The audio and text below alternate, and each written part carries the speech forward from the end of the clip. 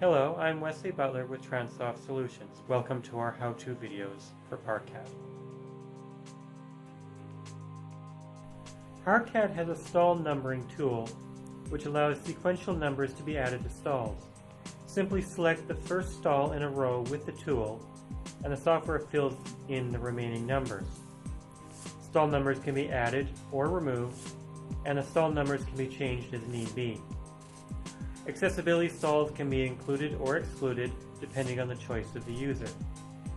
The height of the text label and the placement of the label in the stalls is determined under stall numbers in design parameters.